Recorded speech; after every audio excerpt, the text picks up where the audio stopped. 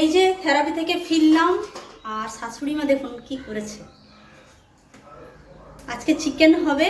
উনি জানেন যে আমি আলাদা করে আলু দিয়ে ঝোল খেতে ভালোবাসি, সেই জন্য আমার জন্য একদম সব রেডি করে রেখে দিয়েছেন ফ্রিজে।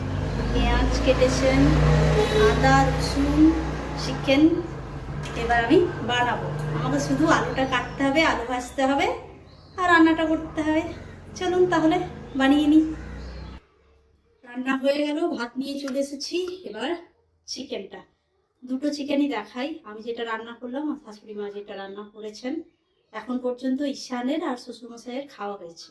ঈশান আর শ্বশুরমশাই যেটা শাশুড়ি মা রান্না করেছেন সেটা খেয়েছে। তো এই যে শাশুড়ি মায়ের হচ্ছে একদম চাপ চাপ,